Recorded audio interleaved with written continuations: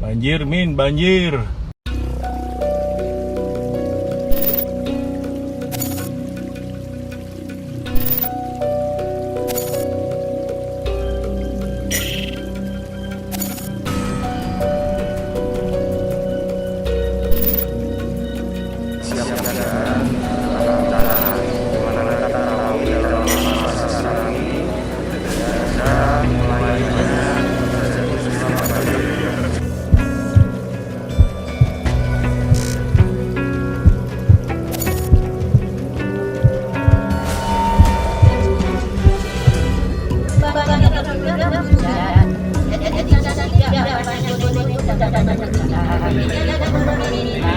Saluran air, parit juga bergerak, airnya satu lagi.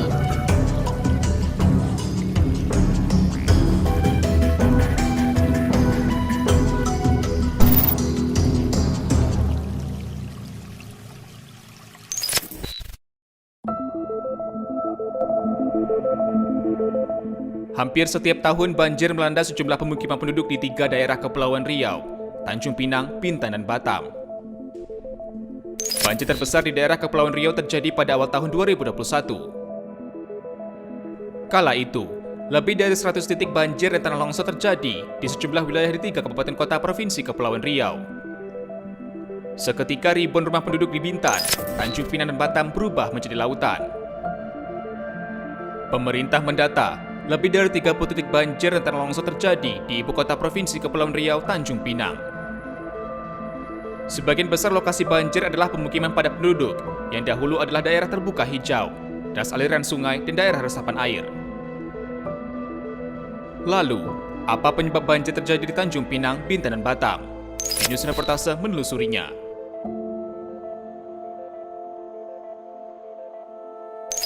Mobilitas kepadatan penduduk Tanjung Pinang berada di wilayah Kecamatan Tanjung Pinang Timur.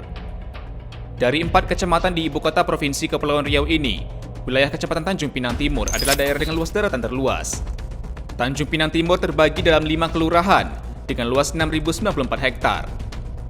Tingkat kepadatan penduduk Tanjung Pinang Timur terus meningkat dari tahun ke tahun. Berdasarkan data sensus penduduk BPS Kepulauan Riau, dalam 10 tahun terakhir, jumlah penduduk Tanjung Pinang meningkat dari 187.359 jiwa pada 2010 menjadi 227.663 pada 2020 atau naik 40.304 jiwa. Tanjung Pinang Timur di tempat teratas dengan penambahan jumlah penduduk terbanyak dalam 3 tahun terakhir. Penambahan jumlah penduduk di suatu wilayah berimbas dengan pembukaan lahan untuk penduduk itu sendiri. Di wilayah ini, sebagian besar wilayah yang tak pernah tergerus oleh pembangunan, kini telah menjadi pemukiman. Ini adalah satu dari sejumlah perumahan di Tanjung Pinang Timur. Pengembang perumahan ini membangun di atas das aliran sungai. Jaraknya tak lebih dari 100 meter dari alur sungai menuju Sungai Toca. Rata-rata rumah yang dibangun adalah rumah subsidi dengan harga yang murah. Berhadapan dengan lokasi resapan air lainnya, terdapat sejumlah pemukiman baru. Banjir di awal 2021 lalu menenggelamkan pemukiman ini. Kami mencoba menemui salah seorang warga di perumahan ini. Misi Pak, selamat sore Pak. Ya, selamat sore. Pak, saya Fahri dari Ulasan TV Pak, Ya. program News Reportase. Pak, Bapak udah berapa lama tinggal di sini? Saya beli rumah sini lebih kurang 2 bulan. 2 bulan. Nah, jadi ini mau nempatin, cuma nunggu siap rumah dapurnya. Iya, dengan Bapak siapa? Mohon maaf. Nama saya Pak Buhair. Pak Buhair. Iya. Pak Buhair sudah berapa lama tinggal di Tinggal di perumahan ini? Rumah ini lebih kurang 2 bulan. Lebih kurang 2 bulan, masih baru berarti ya? Baru berarti. Ini rumahnya KPR bersubsidi Ya, KPR bersubsidi. dari pemerintah. Ya, dari Kalau boleh tahu tipe berapa ini Pak? tipe 36. Tipe 36. Harganya kalau boleh tahu? Saya bayar di bank kredit KPR-nya lebih kurang 1 bulan saya bayar 900. Oke. 970.000. Selama berapa bulan? Selama 20 tahun. Selama 20 tahun. Oke. Ada dapat informasi rumah di sini seperti apa? Informasinya memang awalnya tidak saya dapatkan informasi. Nah, jadi saya ambil rumah di sini kan, memang rumahnya saya tinjau memang agak bagus, bangunannya bagus. Nah, dan hal-hal lain itu tidak ada dapat informasi. Oke. Setelah itu baru dapat informasi bahwa banjir kemarin, tapi banjir itu memang banjir yang satu-satunya terjadi di Tanjung Pinang, Mas. Oh, berarti pernah banjir di daerah perumahan ini ya Pak ya? Pernah. Itu memang banjir yang sekian puluh tahun Tanjung Pinang tidak bentuk, itulah baru terjadi banjir yang besar. Banjir besar baru terjadi di tahun 2000? Tahun 2020. 2020 terjadi setelah puluhan tahun tidak banjir Tanjung Pinang ya? Ada pernah banjir, itulah baru banjir. Di perumahan ini banjir ya Pak ya? Ya, Pak boleh tunjuki Pak seberapa lebih kurang banjir yang ada di Tanjung Pinang di perumahan ini tepatnya? masuk air. Pak kami izin ya Pak. Ya. Oh banjirnya segini. Itu di daerah rumahan sini ya. Jadi barang-barang gimana semuanya Pak? Ya, barang-barang habis lah, basah kalau rumah-rumah yang ada barang tuh. Nah, tapi kita kan barang itu belum dimasukkan. Oke. Baru sekarang. Mhm. Baru itu pun belum banyak barang kita masukkan. Kita masih kontrak di rumah sana. Masuk ngatur. Belum habis kontrak. Iya. Jadi barang-barang tetangga semuanya pada Basah semua lah. basah semua ya Pak ya? Yang jelas barang-barang tetangga banyak yang habis, Hmm. ada yang kan, nggak ada yang bisa terselamat lah. Oke. Nah, itu. Ini apa karena tidak ada aliran yang mengairi Nah, itu kurang air tahu tadi? karena kita baru di sini kan. Oke. Belum tahu, nggak tahu belum Hmm. apa ada pengairan. Iya. Nah, itu kita kan baru lebih kurang 2 bulan. Iya. Hanya keluar masuk sini aja. Iya, kalau di bagian sini kan tadi hampir berarti pinggang sepinggang atau sepaha lutut orang dewasa ya Pak ya. Iya. Kalau misalnya di daerah perumahan yang di depan ini, Nggak pernah nyampai ke sana. oke, Di sini aja. cuma di sini aja berarti ya. Ini aja. Nggak pernah nyampai, nggak pernah. Oke, Cuma di sini aja, di sini berkisar di sini aja lah. iya. Apa namanya kehadiran hewan-hewan buas barangkali ada nggak Pak? Kalau misalnya banjir gitu, Nggak tahu kita. nggak tahu. Nggak pernah dengar ada hewan buas. Hmm. Tidak, nggak pernah tahu. Sama banjir berarti cuma air aja ya Pak ya? Aja yang masih. Berlumpur atau seperti apa airnya? Ya kayaknya lumpur lah. Kemarin kan kita lihat lihat kawan-kawan yang nge-share di HP. Iya. Hanya lumpur aja yang masuk, nggak ada Oke. yang lain-lain. Hmm. Ya. Saat banjir itu berapa hari baru surut lagi Pak? Kadang-kadang banjir pagi, sore aja dah turun air. Oke, Nah, itu aja. itu aja ya Pak ya? Cuman barang-barang orang habis kan. Habis semua ya Pak ya? Iya. Oke, Pak, terima kasih Pak atas waktunya ya Pak ya. Terima kasih Pak. Kami pamit Pak. Iya. Ya, selamat sore. Banjir di kota Gurindam tentu disebabkan oleh tingginya intensitas hujan. Selain daripada itu, tingginya pasang air laut di akhir tahun mengantarkan kondisi banjir kerap terjadi. Perakiraan cuaca di wilayah Tanjung Pinang sepekan ke depan didominasi pada akhir pagi, siang menjelang sore. BMKG mencatat, perkiraan lama hujan sekitar 4 jam. BMKG memprediksi intensitas hujan bulan November hingga Desember 2021 merupakan puncak hujan di Tanjung Pinang.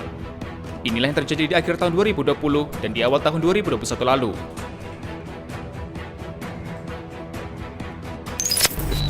Hayu Nur Mahron, Prakirawan BMKG Tanjung Pinang. Terima kasih Pak atas waktu Anda untuk program ini Rapatase.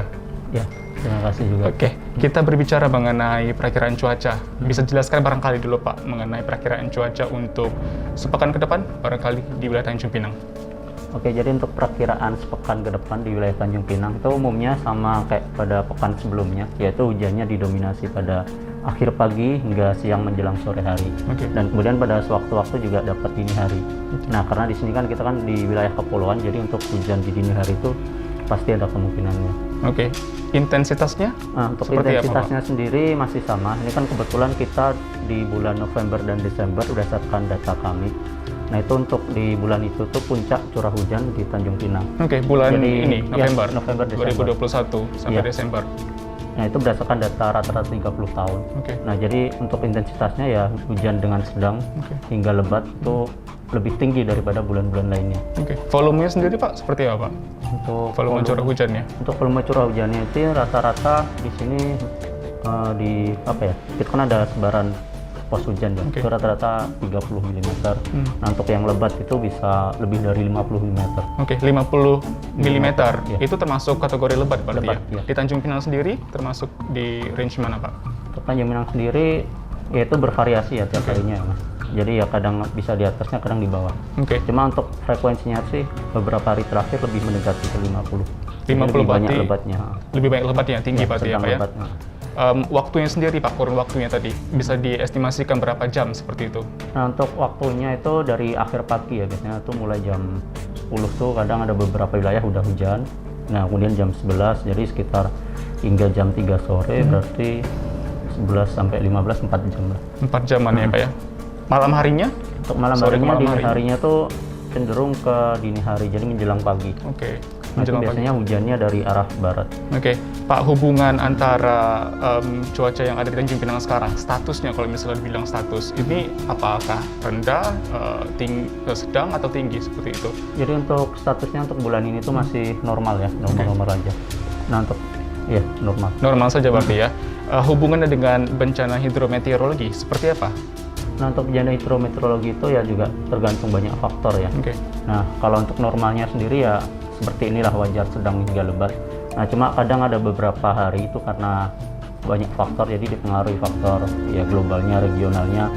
Nah, misal salah satunya MGO atau gelombang ekuatorial. Nah, itu kalau pas waktu itu ada pengaruh itu yang mendukung, nah itu juga pasti ada anomali hujannya lebih tinggi. Oke, di Tanjung Pinang sendiri Pak, untuk yang hujannya sendiri itu disertai dengan angin kencang dan petir atau memang seperti apa? Bisa Nah, untuk jelaskan Pak? hujannya sendiri itu salah satunya difaktori oleh dari karakteristik awannya ya. Nah, untuk hujan sedang lebat kan disebabkan oleh awan cumulonimbus. Nah, itu juga tergantung kondisi atmosfernya. Nah, saat kondisinya mendukung itu juga untuk potensi hujan petir disertai petir dan angin kencang itu pasti adanya. Ada. Selama sepekan ke depan, bulan Pekan Tanjung depan Pinang? pasti ada. Masih ada ya. Koordinasi yang dibangun oleh BMKG tersendiri dengan instansi terkait, baik itu di pemerintah ataupun aparat penegak hukum, TNI Polri, BPBD dan sebagainya, menyikapi adanya ancaman dari hujan ini yang berpotensi banjir, bisa dikatakan seperti itu. Seperti apa, Pak Marwan? Nah, untuk koordinasinya, jadi kita tiap hari itu kita pasti mengirim perkiraan cuaca, sama kalau ada warning, nah itu nanti dari pusat itu udah meneruskan ke daerah, dari kita nanti meneruskan ke stakeholder di sekitar. Jadi pasti tiap hari, karena kami kan ada media sosial Instagram BMKG Tanjung Pinang, kemudian ada juga dari WA Group, email, nah itu kita sebarkan. Nah, di WA Group itu kita isinya ya stakeholder yang pemangku kepentingan. Seperti misalnya? Misalnya BPBD, terus ada TNI, Polri, dari Dinas Sosial juga, PLN juga ada juga, dengan wartawan juga ada. Jadi kita juga tiap hari pasti selalu mengupdate informasi.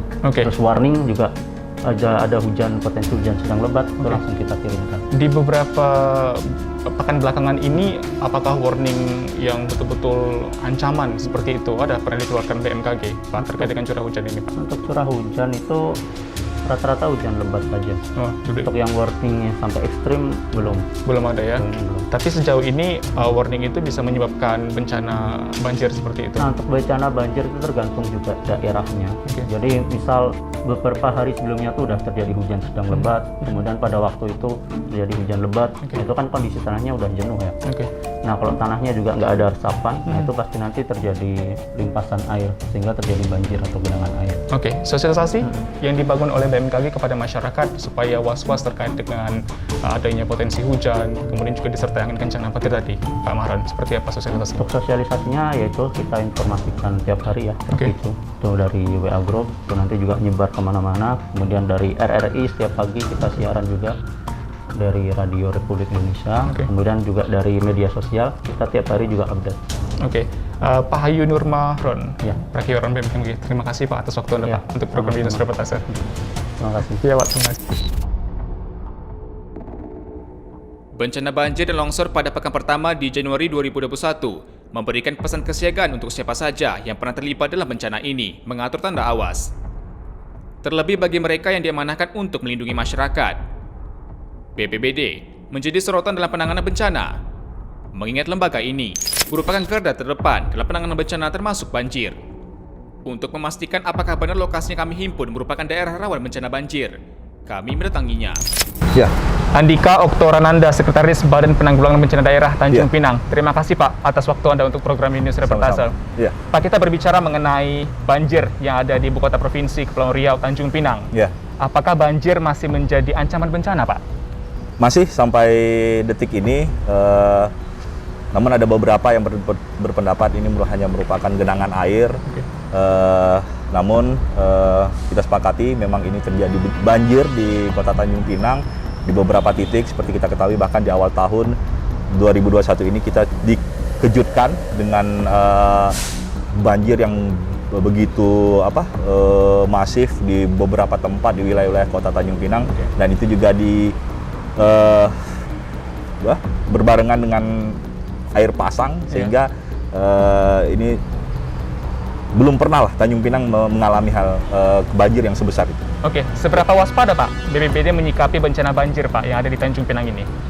Baik, kami memandangnya hal ini terutama terkait juga di akhir tahun ini sudah kita mendapatkan surat edaran dari BMKG terkait La Nina, dan Kota Tanjung Pinang sendiri walaupun tidak langsung terdampak La Nina, tapi Kota Tanjung Pinang sendiri mendapatkan imbas dari kejadian La Nina tersebut. Nah, ini memang bencananya memang bencana hidrometeorologi, dan ini memang disebabkan oleh parameter-parameter seperti curah hujan, kelembapan, terus angin seperti itu. Ya. BPBD seberapa siap Pak untuk menanggulangi masalah banjir yang ada di Tanjung Pinang ini? Insya Allah kami berusaha semaksimal mungkin, dan selain anggota yang kami standby-kan, memang kami diregu tim reaksi cepat kami dibagi beberapa regu dengan sekarang saat ini dengan BKO dari Satpol PP ada 33. Nah, itu dibagi dengan 3 regu. Sarprasnya seperti apa Pak? Ya, kami persiapkan tentunya dalam kondisi banjir ini kami siapkan rubber boat, terus mesin pompa air, dan juga kami juga lakukan upaya-upaya sosialisasi ke kelurahan terkait mitigasi bencana ini, karena untuk mengingatkan, karena khususnya banjir ini kita butuh kerjasama. Sebenarnya semua bencana ini adalah urusan kita bersama.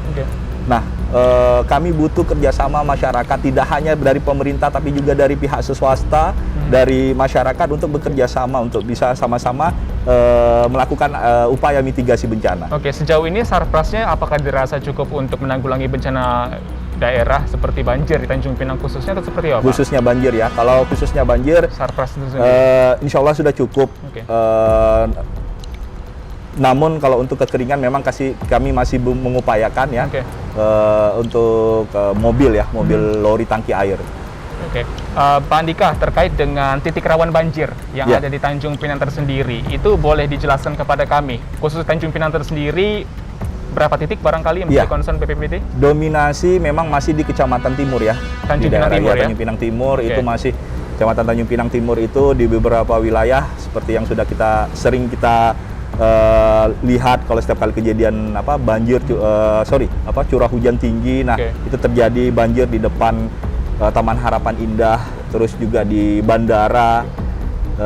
Kalau untuk perumahan masih terus kami pantau, setiap kali turun hujan yang dengan curah intensitas tinggi kami lakukan patroli di sana di perumahan di daerah Puspandari. Nah, ini menjadi titik-titik yang kami fokus terus memantaunya. Selama ini banjir di Tanjung Pinang bisa diceritakan barangkali Pak Andika, apakah ada sampai menelan korban jiwa atau barangkali ada menemukan hewan-hewan liar seperti buaya, ular piton dan sebagainya yang masuk ke permukiman warga? Cerita sampai saat ini Pak. Kalau alhamdulillah tidak ada korban jiwa. Namun kalau untuk khususnya banjir tidak ada. Namun kalau untuk hewan reptil memang setiap kali kejadian memang kejadian banjir ini selalu kita temukan, terutama hewan reptil seperti buaya, karena memang daerah memang di situ merupakan habitatnya. Namun alhamdulillah mereka tidak sampailah mengganggu warga.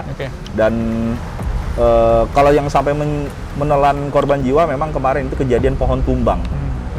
Pak Andika, mengenai mitigasi tersendiri yang dilakukan oleh BPBD menyikapi bencana banjir, seperti apa Pak tindakan mitigasinya? Mitigasi ya, kami sampai saat ini kami melakukan tahapan sosialisasi, tidak bosan-bosannya kami sampaikan, dan kami juga mengajak beberapa instansi yang lain juga untuk selalu siaga ya, karena memang setiap kali terjadi kejadian banjir ini kami tentunya tidak mampu mengatasinya sendiri. Kami butuh bantuan dari kawan-kawan TNI Polri. Untuk itu koordinasi dibangun dari OPD-OPD lain. benar sekali. Oke, koordinasi sampai saat ini dibangun lancar oleh instansi terkait? Iya, insya Allah, dan kemarin juga sudah digagas apel siaga bencana di kantor Polres ya, dari pihak Polres, dan Ibu Wali Kota langsung menjadi Dirut saat itu dan menyampaikan bagaimana kita nanti saat kejadian bencana, siapa melakukan apa, dan hal ini perlu kita terus upayakan sehingga nanti di saat kejadian bencana kita sudah tidak canggung menghadapinya. Tapi BPBD bisa dipastikan siap ya Pak ya untuk menangani bencana banjir di Tanjung Pinang. Pak Andika Oktoranda, terima kasih Pak atas waktu Anda untuk program ini. Sama-sama. Terima kasih Pak. Ya. Faktor permasalahan banjir tidak hanya dari pelanggaran RDTR wilayah kabupaten kota. Terlebih lagi bagi mereka yang melanggar RT/RW wilayah Kepri 2017-2037. Peraturan daerah ini mengatur secara rinci daerah yang tidak dibenarkan untuk adanya aktivitas pembangunan atau sebaliknya. Namun pemerintah daerah berulang kali mengajukan permasalahan banjir pada sektor pencegahan. Sejumlah proyek drainase, pendalaman alur di lokasi daerah resapan air, dan ruang terbuka hijau tetap dilaksanakan. Untuk memastikan hal itu, kami mengunjungi Dinas PUPR Tanjung Pinang.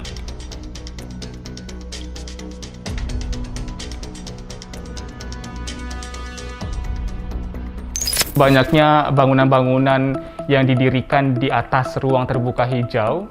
Sampai saat ini catatan PUPR seperti apa Pak? Apakah memang mayoritas wilayah di Tanjung Pinang RTH-nya itu dibuat oleh para investor atau barangkali para pengembang untuk dibangun bangunan, atau seperti apa Pak? Ya, RTH itu memang merupakan salah satu kewajiban yang harus ditunaikan oleh developer. Bahkan di dalam regulasi yang kita susun, 10% dari total luas yang diajukan untuk perumahan itu memang harus disisihkan untuk RTH. Faktanya? Kalau di rumah-rumah memang kita perumahan dalam evaluasi rutin yang kita lakukan, ada beberapa perumahan tentu yang sudah melaksanakan semestinya, tetapi tidak sedikit juga yang memang sedang dalam proses. Persentasenya seperti apa Pak?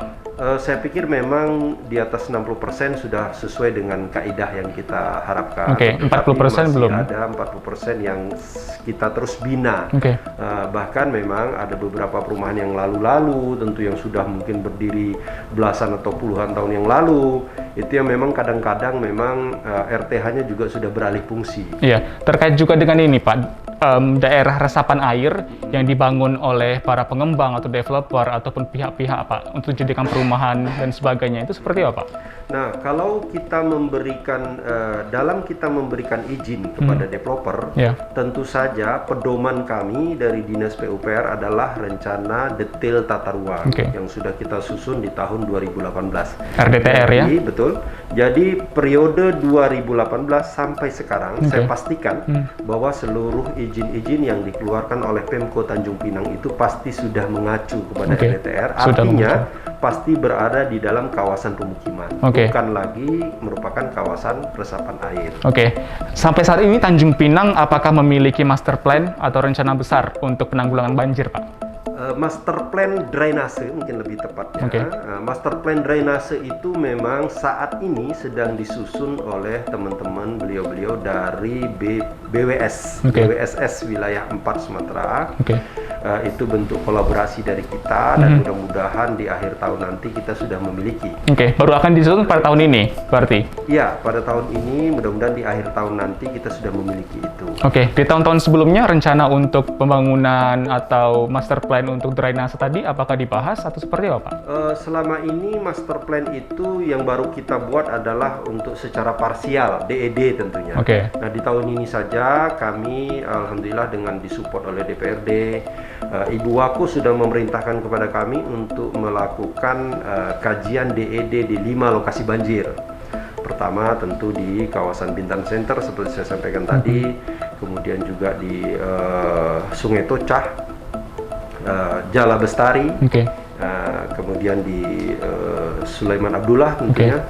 Itu adalah bentuk upaya kita bagaimana mengkaji secara detail apa penyebab banjir di suatu titik, merumuskan secara teknis formulanya dan mengeksekusi. Permasalahan banjir di awal tahun 2021 menjadi petanda untuk siapa saja harus waspada. Persoalan banjir tersebut telah dibahas sampai ke tingkat provinsi, dibahas bersama Wakil Rakyat Dapil Tanjung Pinang. Namun hingga saat ini, permasalahan ini tak membuahkan hasil. Lalu apa penyebabnya? Kami mendatangi DPRD Kepri.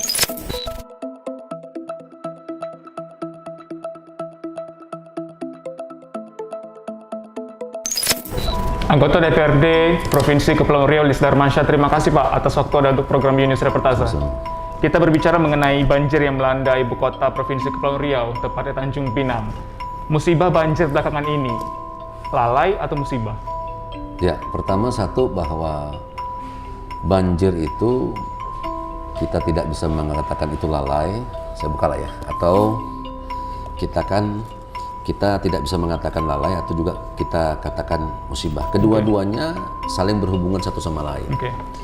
Nah, yang terpenting berkaitan apalagi saat ini kita melihat momentum untuk melihat kondisi daerah, apakah efek daripada pembangunan daerah ataupun efek-efek dari lingkungan lainnya. Inilah momentum yang paling tepat untuk kita melihat situasi dan kondisinya. Kenapa? Pertama satu adalah saat ini sudah musimnya masuk ke musim hujan. Yang kedua adalah curah hujan di wilayah-wilayah mana yang kita lihat cukup tinggi. Nah, maka untuk itu yang paling penting adalah kalau sampai hari ini saya melihat adalah komitmen. Ya, baik itu dari pemerintah pusat, ya bersama-sama pemerintah kabupaten kota dan juga pemerintah provinsi. Anda melihat komitmen dari 3 instansi tadi, pemerintah pusat, pemerintah provinsi dan juga kabupaten kota seperti apa sejauh ini? Nah, berkaitan berbicara soal banjir ini, sejarah panjang penanganan banjir atau sejarah panjang daripada musibah banjir ataupun genangan ini kita lihat di tahun 2020 lalu ya, di mana untuk wilayah Tanjung Pinang saja ya, sama Bintan saya nggak bicara lain juga, wilayah Tanjung Pinang sendiri sebagai pusat pemerintahan Provinsi Kepulauan Riau dan juga daerah hubnya itu Kabupaten Bintan, banyak daerah titik-titik yang mengalami musibah daripada banyaknya genangan-genangan ataupun banyaknya lokasi yang memang memiliki dampak genangan ataupun banjir yang luar biasa. Nah, itu terjadi juga pada saat di Anambas yang selama ini tidak pernah kita dengar, dan itu juga terjadi di Tambelan. Itu akibat dari perubahan iklim tadi? Ya, bukan perubahan iklim aja, tetapi juga tentunya perubahan efek daripada berkembangnya suatu daerah ataupun efek daripada pembangunan. Efek daripada pembangunan tentunya adalah efek lingkungan, ya, terus kerusakan lingkungan juga, dan juga tentu efek-efek lainnya yang kita katakan bahwa ada efek, kalau kita efek positifnya adalah berkembangnya sektor ekonomi. Tetapi kalau efek negatifnya itu adalah adanya efek-efek lingkungan lainnya. Nah, termasuk Pulau Batam. Nah, maka pada tahun 2020 itu ada kesepakatan. Pada saat itu Tanjung Pinang, ketinggian banjir ada beberapa titik wilayah itu, salah satu contoh daerah bandara dan sebagainya itu luar biasa. Ketinggiannya itu sudah melebihi daripada 2 meter. Artinya bahwa genangan ataupun banjir yang terjadi di Tanjung Pinang itu sudah hampir kepada titik atap rumah-rumah yang ada di kawasan sekitar. Itu terjadi pada tahun 2020. Nah, begitu juga yang terjadi di Anambas. Ya, Anambas terjadinya ada pembangunan, maka airnya itu melimpah sehingga mendatangkan banjir yang cukup lumayan besar di Anambas. Kalau di Batam ya, lebih kurang sama seperti itu, bahwa kawasan-kawasan tertentu menjadi titik-titik banjir yang luar biasa. Dan Bintan juga seperti itu. Nah, itu terjadi adanya rapat koordinasi. Nah, rapat koordinasi itu terdiri daripada ornamen pemerintah pusat melalui Kementerian PU dan juga pemerintah daerah, kabupaten kota, dan juga tentu pemerintah Provinsi Kepulauan Riau. Nah, dibuatkanlah kesepakatan dan peninjauan kita di beberapa titik. Ya, bahwa dihasilkanlah ada sebuah catatan rekomendasi. Tepatnya pada saat itu titiknya itu di wilayah Tanjung Pinang khusus saja yang dibicarakan? Di beberapa titik wilayah, termasuk yang ada di Pulau Batam. Nah, terjadi kesepakatan bahwa siapa melakukan apa dan apa dilakukan oleh siapa. Komitmen itu ya.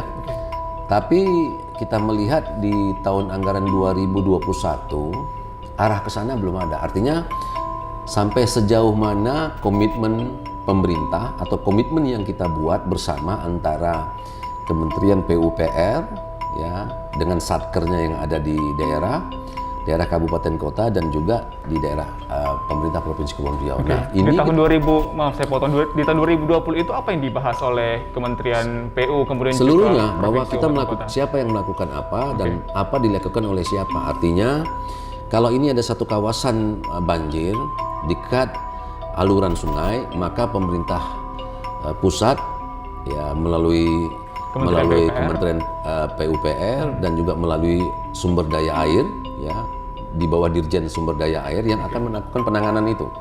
Nah, untuk daerah-daerah yang mana wilayah-wilayah pemukiman masyarakat, maka itu dilakukan oleh kabupaten kota. Dan untuk wilayah-wilayah yang mungkin tidak tertangani di ruas-ruas aluran sungai ataupun jalan yang luas-luas provinsi, maka akan dilakukan oleh pemerintah provinsi Kepri. Nah, tapi sampai hari ini kita melihat komitmen itu ya belum ada yang kita lihat di tahun 2021. 2020 sudah ada pembahasan mengenai hal tersebut, Sudah. kemudian 2021 implementasinya tidak jelas arahnya seperti apa. Ya, Sehingga belum, musibah ini belum juga terjadi ada lagi. feedback. Artinya feedbacknya ini untuk mendudukkan membuat sebuah rumusan rencana anggaran di tahun 2021 kemarin. Harusnya tahun 2020 sudah dilakukan. Nah, untuk tahun 2022 ya sampai hari ini juga kalau kita melihat baik itu dari program sumber daya di bawah Dirjen Sumber Daya Air ya Kementerian PU, sampai hari ini juga kita melihat belum ada arah kebijakan komitmen itu ditindaklanjuti.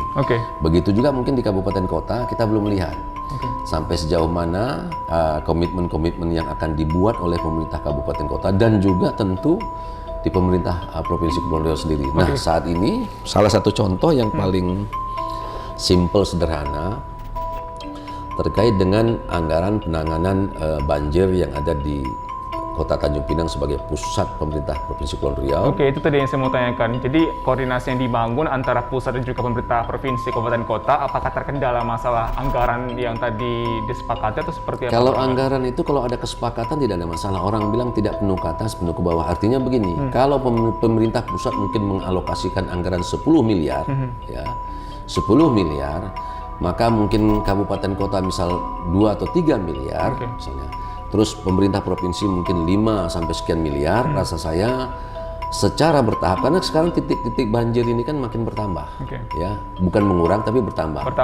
Salah satu contoh kita lihat di tahun kemarin itu memang ada tindak lanjut terkait dengan penanganan yang ada di Sungai Jang, ya. Tapi kalau kita melihat, kalau konsep gambaran pelaksanaannya ya belum bisa kita katakan sesuai dengan harapan daripada kabupaten, karena tidak sinergi dia. Kalau pemerintah pusat aja melakukan, kabupaten kota tidak atau provinsi tidak, rasa saya kapan penanganan permasalahan banjir ini bisa, kita nggak bilang hilang lah ya, tapi minimal kita jadi diperlukan sinergi antara pemerintah pusat, provinsi dan juga kabupaten kota. Nah, harusnya paling tidak harapan kita kemarin juga pernah saya sampaikan kepada Pak Gubernur agar mengundang semua para pihak, ya baik itu daripada Satker PU yang ada di wilayah Provinsi Kepulauan Riau dan juga tentu dengan kabupaten kota. Artinya membuat sebuah komitmen itu ya secara tertulis, karena rekomendasi dulu sudah jelas sekali detail-detailnya. Terus juga kesepakatannya, tapi kan kalau kita lihat konsekuensinya apa? Konsekuensi dari kesepakatan ya itu tidak ada. Kenapa? Pada saat itu yang berinisiasi untuk melakukan rekomendasi dalam kesepakatan itu adalah DPRD. Nah, sementara harapan kita bahwa setelah rekomendasi itu dibuat, maka pemerintah Provinsi Kepulauan Riau melalui Pak Gubernur saat itu harusnya mengikat semua kabupaten kota. Bencana ini kan telah terjadi beberapa pekan yang lalu juga, sampai sekarang pun juga curah hujan masih cukup tinggi berdasarkan informasi dari BMKG. Kemudian barulah selokan-selokan dibersihkan sampahnya, kemudian juga daerah aliran sungai itu diperbaiki oleh pemerintah kota. Nah, apakah Anda melihat saat ini tindakan mitigasi dari pemerintah kota atau pemerintah provinsi dirasa kurang, Pak, untuk menangani masalah banjir ini? Karena kan diperlukan ada tindakan mitigasi pencegahan terlebih dahulu. Sementara bencana banjir itu datang, jadi sudah siap daerah aliran serapan sungai ini bisa terjamin, Pak. Begini, kabupaten kota maupun pemerintah provinsi maupun pemerintah pusat ini adalah membuat sebuah rencana program, ya program aksinya ya. Kita bicara di dalam penanganan menyangkut masalah permasalahan banjir. Tetapi semua juga tidak bisa saja bahwa itu dilemparkan atau dilimpahkan kepada hanya kepada pemerintah daerah. Nah, komitmen baik itu di pihak swasta, komitmen daripada masyarakat itu sendiri, sebesar apapun yang namanya saluran drainase itu misalnya dibangun, sudah dibangun. berkembangnya tumbuh perumahan-perumahan baru. Iya. Anda melihat perumahan-perumahan ini seperti apa? Ya, makanya nanti kan kita kan, mohon maaf ya, kita nih semuanya kan sebuah konsep daerah itu kan ada perencanaannya, yaitu kita ada RT RW, RT RW didetailkan lagi menjadi RDTR. Nah, komitmen yang saya sampaikan ini adalah pertama komitmen daripada pemerintah daerah, yang mana kawasan-kawasan yang memang sudah direalokasikan untuk daerah-daerah resapan. Nah, tentu juga kita harus pegang. Orang bilang kita tidak menghambat investasi, tetapi tentunya juga investasi ya tidak memberikan dampak lebih besar, orang bilang lebih besar terhadap permasalahannya daripada solusinya.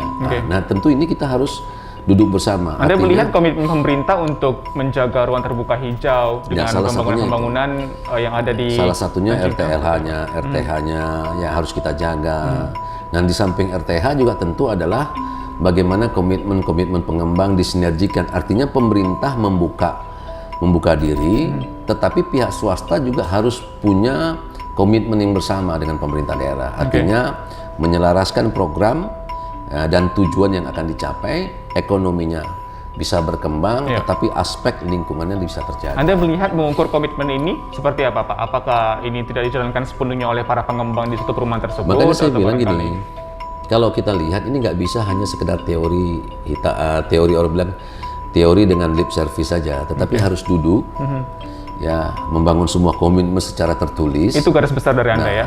Nah ini kalau saya lihat kan belum ada nih, sampai hari ini penanganan banjir di wilayah Provinsi Kepulauan belum ada yang namanya komitmen tertulis. Nah ini harapan kita bahwa mungkin bisa diinisiasikan oleh Pak Gubernur dengan mengundang seluruh bupati dan kepala daerah, dan selanjutnya dilakukan PKS, perjanjian kerjasama, mungkin Pak Gubernur dengan Pak Menteri dan Bupati Wali Kota membangun sebuah komitmen, atau dengan Dirjen minimal, Dirjen Sumber Daya Air, ya yang selanjutnya ditindaklanjuti dengan perjanjian kerjasama, komitmen bahwa ini yang dilakukan oleh pemerintah pusat kurun waktu sekian tahun dengan tahapan tahunnya ini, dan juga ini akan dilakukan komitmen bersama dengan Bupati dan Wali Kota, dan selanjutnya kepada Gubernur. Artinya gitu. Nah, termasuk DPRD-nya. Jangan sampai nanti udah diajukan oleh fungsi pengawasan ya. Berarti yang paling dibutuhkan adalah bukan tindakan hanya tindakan mitigasi, tapi misalnya komitmen dari pemerintah pusat dan juga provinsi. Selagi komitmen itu tidak dituangkan dalam sebuah perjanjian kerjasama ataupun juga komitmen bersama, saya yakin dan percaya itu konsekuensinya tidak ada. Artinya disinilah kita melihat kalau memang betul-betul kita menjaga, apalagi kalau kita lihat Provinsi Kepulauan Riau ini kan daerah yang sangat berbatasan dan sangat strategis secara geografisnya, tetapi kalau efeknya nanti tidak memberikan aspek positif ya bagi perkembangan suatu daerah, saya yakin dan percaya maka orang akan lari ke daerah-daerah lainnya. Benar. Lester Mansyah, anggota DPRD Provinsi Kepulauan Riau. Terima kasih Pak atas waktu Anda untuk program Bincang Serba. Ya, Assalamualaikum warahmatullahi wabarakatuh. Assalamualaikum. Komitmen pemerintah pusat, provinsi, dan hingga ke kabupaten kota sangat diperlukan untuk penanganan banjir ini.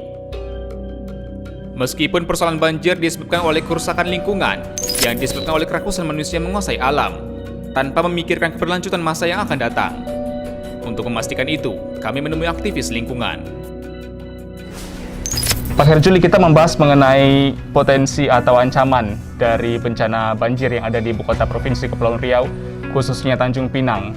Anda melihat bencana banjir, musibah, atau kelalaian? Iya, kedua-duanya. Karena banjir itu terjadi disebabkan karena kelalaian, ketidakpedulian, kurangnya kesadaran, dan bahkan juga di level yang paling besar adalah kurangnya perhatian pemerintah, baik dalam hal perencanaan, penanganan, maupun pencegahannya. Anda melihat bagaimana peran pemerintah dalam mengatasi masalah banjir ini? Ya, kita melihat pemerintah dari waktu ke waktu memang sudah melakukan upaya-upaya, ya. Tetapi tadi kita harapkan ke depan upaya-upaya ini harus lebih terukur lagi lah. Kenapa? Karena peringatan itu sudah dilontarkan beberapa tahun yang lalu.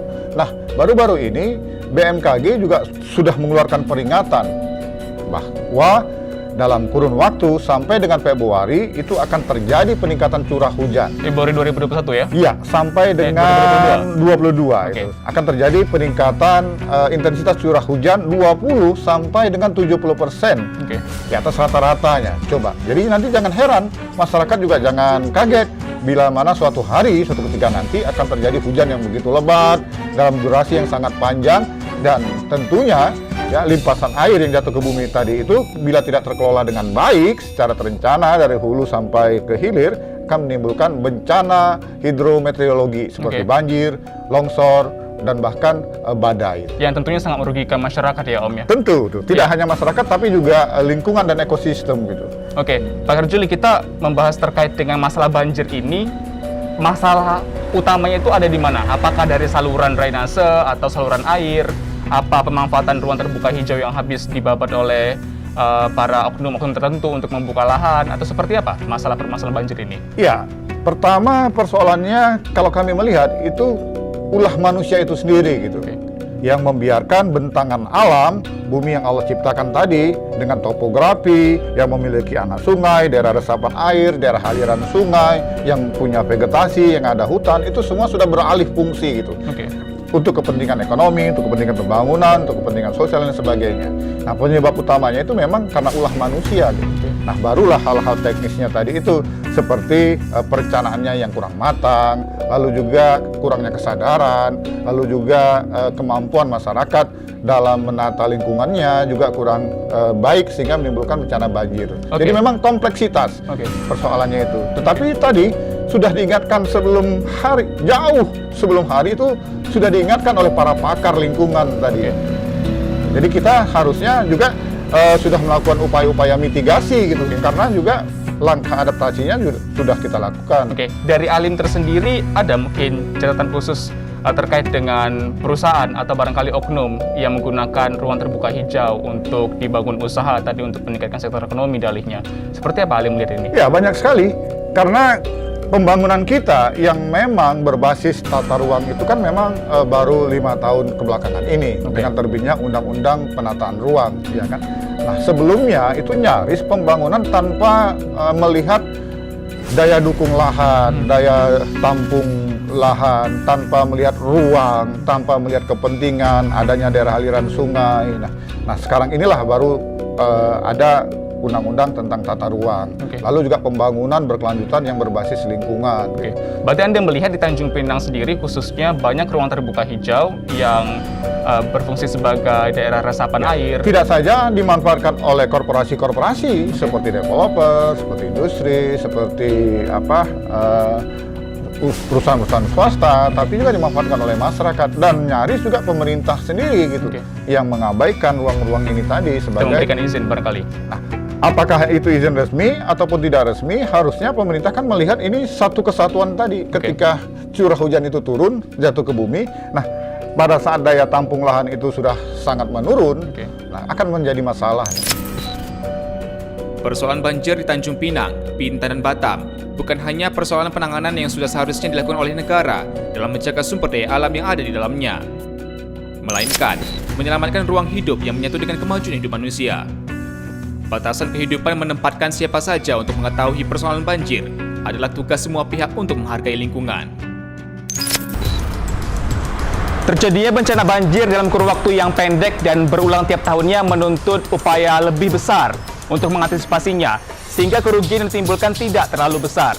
Berbagai upaya yang bersifat struktural ternyata belum bisa dimanfaatkan untuk pemerintah dalam menanggulangi masalah banjir yang ada di 3 kabupaten kota yang ada di Provinsi Kepulauan Riau, Tanjung Pinang, Bintan, dan juga Kota Batam. Saudara, kami menemukan banyak ruang terbuka hijau, das aliran sungai, dan juga daerah resapan air yang dimanfaatkan oleh oknum-oknum yang tidak bertanggung jawab untuk dijadikan perumahan dan juga lokasi industri. Seyogianya, penanggulangan bencana banjir tidak hanya melulu soal pembangunan fisik, tetapi juga non-fisik yang melibatkan aktivitas dan juga partisipasi masyarakat agar lebih optimal. Inilah yang dapat kami sajikan kepada Anda, saudara, mengenai edisi Yunus Reportase ke-9 ini. Tetap saksikan Yunus Reportase edisi selanjutnya. Sampai jumpa.